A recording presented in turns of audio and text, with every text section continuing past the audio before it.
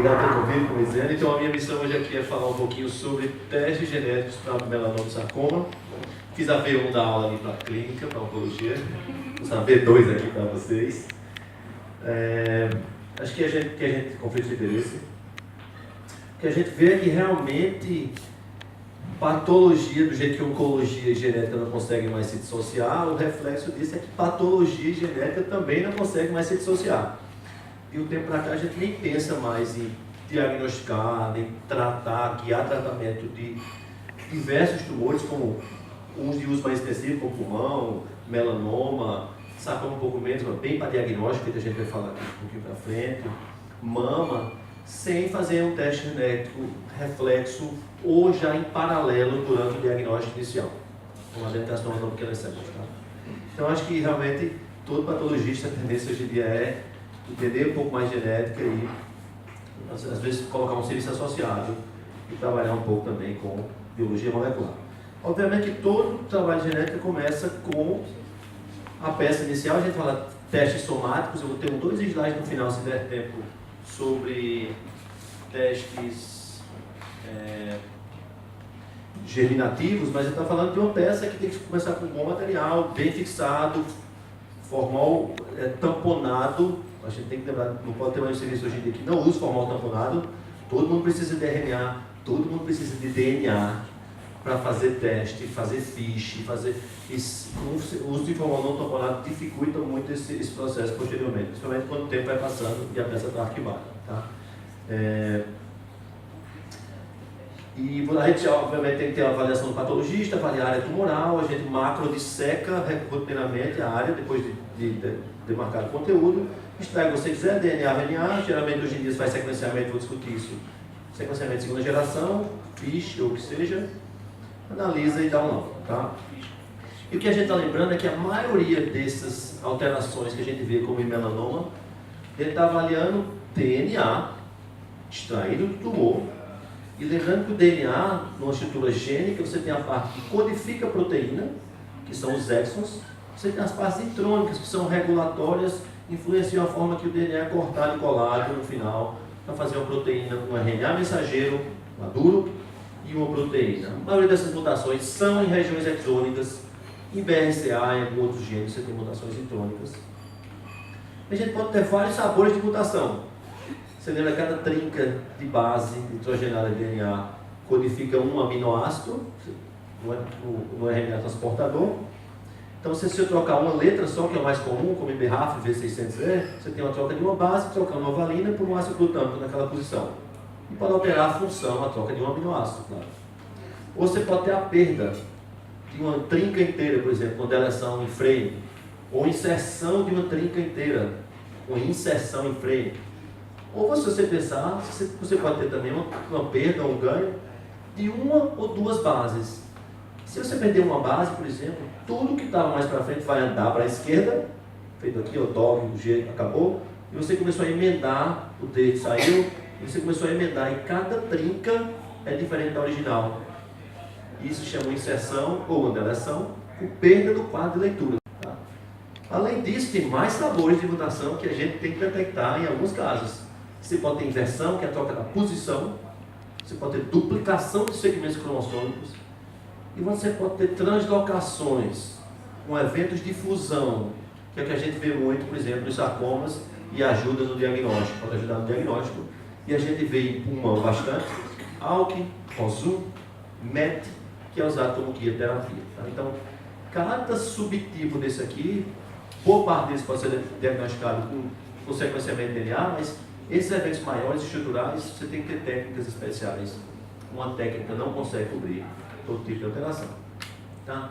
E a grande mudança na área recentemente foi que a gente parou de ter sequenciamento, de usar, na grande maioria, sequenciamento de primeira geração, que era esse que eu tinha que determinar a sequência, gerava um eletroferograma. Isso aqui é a base normal T. Isso aqui é uma homozigose para G. Essa C, o G, o C, que é azul. E você tem uma heterozigose aqui, 2 picos. Isso era lento e era caro. Você sequenciava no máximo 96 segmentos em 12 horas. No sequenciamento de segunda geração, que é esse NGS que todo mundo fala, você pode ver aqui, por exemplo, é uma máquina da Illumina, isso aqui é dentro da máquina. Cada ponto brilhoso desse aqui é um clone de DNA sendo sequenciado em paralelo. Cada base aqui está com uma cor diferente e a gente vai identificando, lava, coloca outra base, determina no mesmo ponto qual é a sequência da primeira base, segunda. E são milhões ou centenas de milhões atualmente de fragmentos em paralelo. E é isso que dá escala. E é isso que a gente consegue sequenciar 50, 100, 22 mil genes, o genoma inteiro, em uma corrida só. E foi isso também que empurrou o preço de sequenciamento lá para baixo. A gente tinha um genoma que custava algumas dezenas de milhões de dólares 10 anos atrás, 50 anos atrás. 10 anos atrás você vê essa queda, um aumento da capacidade de sequenciamento paralelo. Está torno de $1.000, $1.500 no custo de um genoma teórico, correndo 60 mil por ano, a máquina está tendo a todo vapor. Tá? E isso foi também, além do conhecimento científico, essa transformação que ajudou a trazer a genética para o dia a dia. Não adiantava ter o conhecimento. E se eu sequencio RNA, a gente tem teste de sequência de DNA e RNA em paralelo, você detecta as fusões ao mesmo tempo. Tá? Está em DNA e RNA, prepara tudo, sequencia na mesma corrida. Então, isso torna um método ideal que tem vindo para aplicação clínica. Falando especificamente dos melanomas, obviamente que a única ferramenta que a gente tem aqui de uso, uma ferramenta teste, que a gente tem a última versão do NCCN, que muda praticamente toda semana no NCCN, você pode baixar lá, tem uma versão nova. De melanoma cutâneo, continua sendo o gene principal a detecção de mutações em BRAF, como o único, junto com o kit que eu vou falar para frente, de aplicação prática. Tá? BRAF, se a gente lembrar, parte de uma cascada de sinalização de fatores de crescimento. Está aqui abaixo de RAS, que a gente conhece muito bem por conta de tumor intestinal, metastático, RAS-NRAS, ativa BRAF, que ativa MEK, que ativa ERK, induz proliferação celular, crescimento, inibição de apoptose, tudo que a gente não quer. E essas mutações de BRAF tornam essa cascata de sinalização independente de fator de crescimento. Então ela sinaliza sem precisar de ninguém acima. Da mesma forma que mutações em KRAS e NRAS tornam a via independente, você tem que bloquear o receptor acima, não vai fazer muita diferença. Tá? Por isso que cetuximab não funciona, o bloqueador de EGFR, quando tem KRAS e NRAS mutado, porque ele está independente de tudo da sinalização da EGFR em cima. Que a gente usa isso na rotina também, né? Então, BRAF, e aqui vem uma coisa interessante na prática. Se você olhar para as mutações, isso aqui são as mutações em BRAF encontradas em tumores, de uma publicação recente, você vê que a maioria é a V600E, que a gente conhece bem, mas você vê que em torno de 10%, dependendo da casuística um pouquinho mais, você tem a detecção de V600K e outras mutações no mesmo código V600, com o mesmo efeito de ganho de função. E por que isso é interessante para a gente? Porque o principal método utilizado hoje em dia para a detecção dessas mutações é PCR em tempo real no COBAS. E qual é o problema disso? É que o COBAS, se você pode tirar da bula, só detecta bem com alta sensibilidade V600E.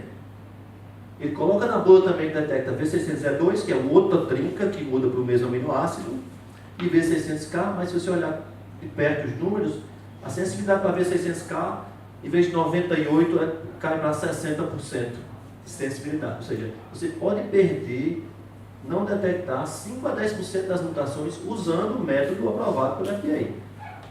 Ou seja, era bom, é prático, é rápido, o tempo de entrega é muito rápido, de um dia para o outro você consegue fazer um COBAS se o oncologista ficar no vídeo da gente pedindo o dia todo, você consegue fazer isso, enquanto por NGS a gente não consegue fazer isso. Tá? Você olhar aqui a comparação de todos os métodos, você vai ver que isso aqui é Melton, Piro, COBAS, imunohistoquímica, NGS, sangue, nunca dá isso aqui é um PV muito, é uma pessoa que tem um olho muito bom, já vai ter 15% de detecção para sangue para somar de modo geral. Você tem abandonado, migrado completamente para outra técnica, porque não tem sensibilidade suficiente. Você vê que até 2% do tumor você pega em NGS, grosso modo a gente bota o cutoff em torno de 5%. Se olhar aqui, detecta todo tipo de mutação, esses métodos sequenciam diretamente como NGS e sangue, diferente desses outros métodos aqui, com alta especificidade. E NGS é lindo, exceto o preço, que é mais caro e mais lento, você precisa juntar mais amostras, o processo é um pouco maior. Por isso que o oncologista no seu vídeo por NGS, você não consegue adiantar muito tempo, demora, continua fazendo em 5 dias, é quase impossível fazer em menos tempo. Tá? E o que a gente tem feito atualmente, além de usar NGS, a gente tem refinado o uso de NGS. Porque se a gente lembrar, quando você usa na preparação formal tanto degrada o DNA, quando promove alteração de base por delaminação, inclusive do formol. Você tem artefato de sequenciamento, falsos positivos você pode ter. E o que a gente fez mais recentemente foi utilizar no laboratório um método, isso aqui é a mutação verdadeira, artefato, a gente sabe, tem uma molécula barcode, ou seja, a gente bota um código de barra para saber de que molécula de DNA veio a determinada alteração. A gente consegue dessa forma limpar o sequenciamento, tirar tudo que é falso, só mutações que vêm da mesma família de DNA inicial, que a gente chama como verdadeiro, que no vem a gente limpa. Isso é bacana para usar em amplo, o sequenciamento baseado em amplo, porque o dado fica baixado. Como eu falei, você tem pouco erro, você pode teoricamente baixar o limite de detecção até para 1% ou menos de 1%, usando o single barcode. A gente não é tão arrogante, nem tentou, deixou em 5% ainda, em torno de 2 a 5%, dependendo do teste, pelo medo de chamar falso positivo abaixo desse cutoff. Tá? Isso aqui é só uma demonstração do que é. O que mais a gente pode usar em melanoma, fora BRAF? Pouca coisa. Você tem imatinib aqui nos pacientes com doença metastática disseminada, você pode fazer kit para indicar imatinib e acabou o melanoma. É imatinib mais kit, não tem mais nada para ser feito.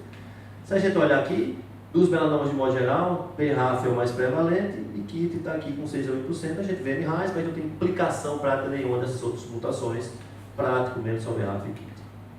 E kit, se você olhar, tem mutações diferentes de BRAF, que é um ponto específico, tem mutação em tudo quanto é exon. A gente tem, por exemplo, no nosso teste, acho que tem 5 exons diferentes, são 9, 11, 13, 17 e 18, onde você vê mais mutações. Então, qual é o painel básico ideal? Realmente seria um BRAF kit por EGS. Melanoma uveal, isso é a primeira versão do NCCN que tem sobre o melanoma uveal. Não tem nada para guiar terapia, quase nunca eles têm mutação em BRAF kit, praticamente nenhum tem.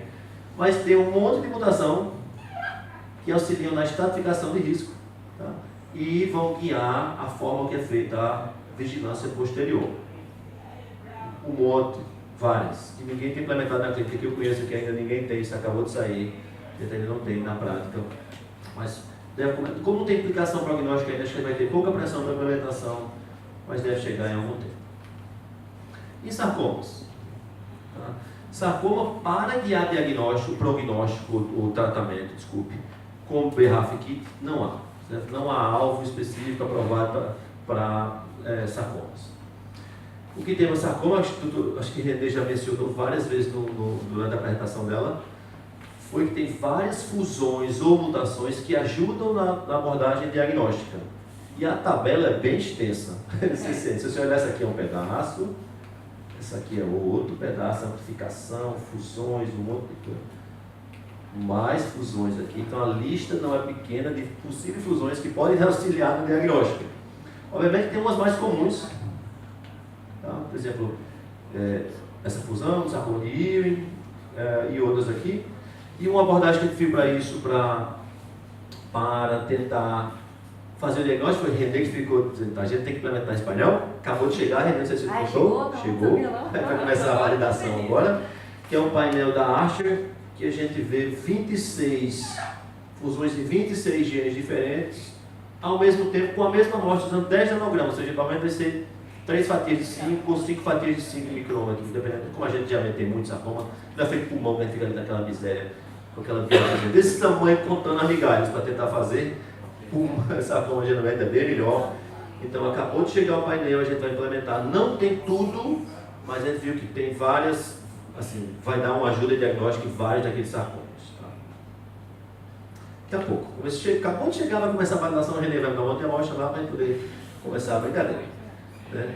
Agora tem um tipo de sarcoma que eu não sou patologista, sou imunologista, burro. Quando eu vi aqui, GIST está incluído na classificação de sarcoma, eu fiquei até feliz. Eu digo, eu tenho que falar de diagnóstico, prognóstico, é GIST. Sem falar as coisas que eu não entendo todas as fusões.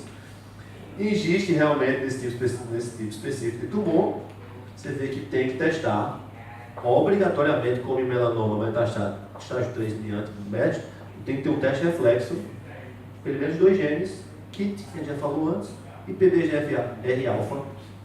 E tem um desdobramento interessante, mais recente. Se olhar aqui, ó, KIT é 80% das lesões, das mutações presentes nos gistes, tá?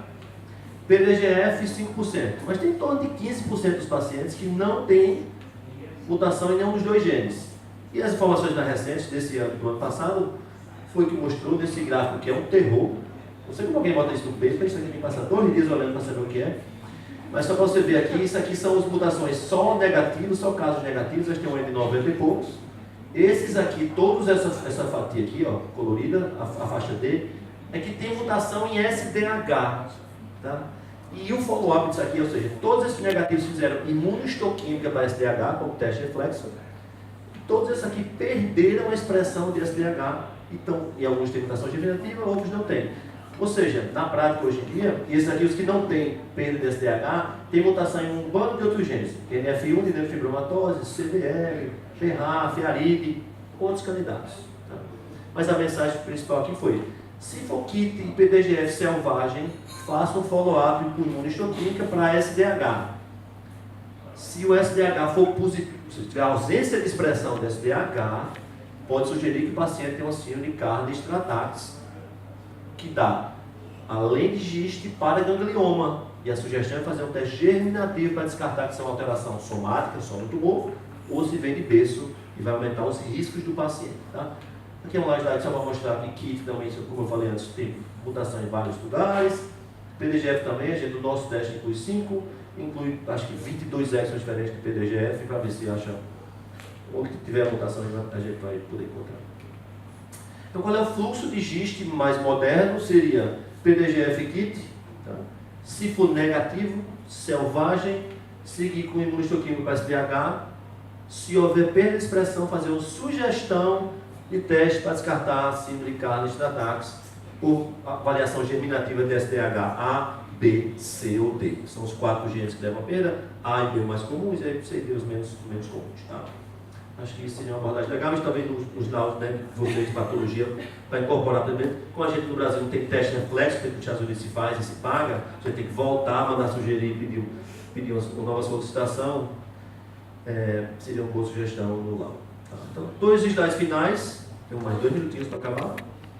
É que a gente está falando de somático, mas uma parte desses tumores se desenvolveu no paciente porque ele veio de berço com uma mutação germinativa que predispôs ao desenvolvimento ou do melanoma ou do sarcoma.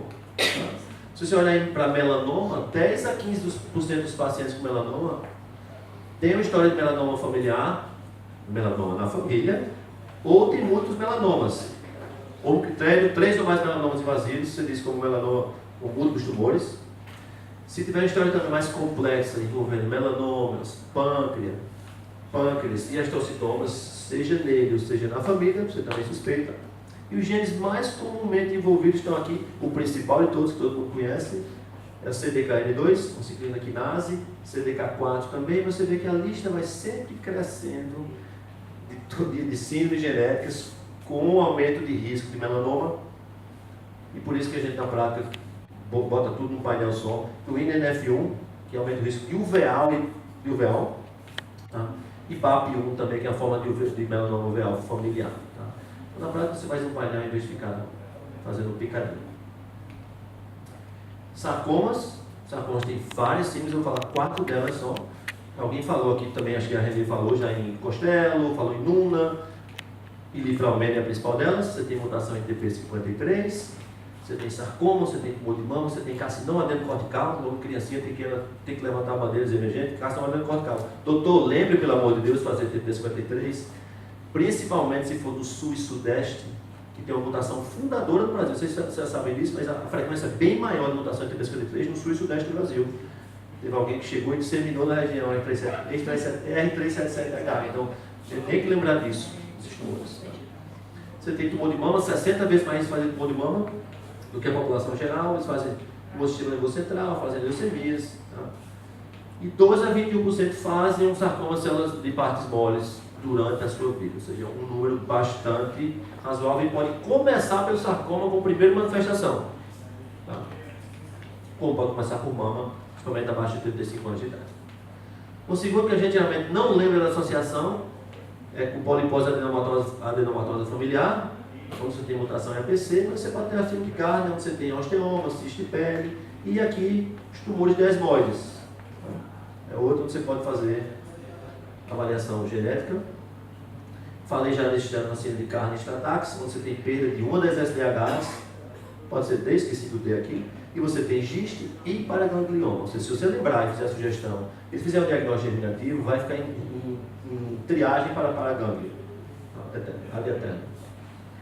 Última síndrome, retinoblastoma, a gente esquece também, porque você às vezes tem um delay de 20 ou 30 anos entre o retinoblastoma inicial e o desenvolvimento e o leuniosarcoma bem mais tardiamente. Então, fazer a avaliação germinativa para RB1, nesses casos é crucial. Não tem muito o que vocês fazem aqui com acompanhamento, mas primeiro vai ficar sobre o doente de alto risco. Qualquer lesão tem que ser investigada mais agressivamente. Então, ou retirei o retinoblastoma, esqueceu, está tudo bem, vamos seguir vida. Não seria bem assim se você detectar uma mutação em RB1. Tá? Nefrobromatose é outro, e eles fazem sarcoma de bainha de periférico. Então, fazem também os fibromas. Tá? A gente também, para facilitar a vida, coloca tudo em um painel, tendo esses genes e mais um monte de genes que outras síndromes menos comuns podem estar associadas ao sarcoma. Eu acho que é isso, agradeço as conclusões. Ou seja, melanoma a gente testa BRAF Kit pela sensibilidade preferencialmente no método de NGS. Nos sarcomas a gente tem, além de kit PDGFR-alfa, nos selvagens para os genes fazer o SDH para imunohistoquímica, CIOVP, fazer germinativo dos 4 genes.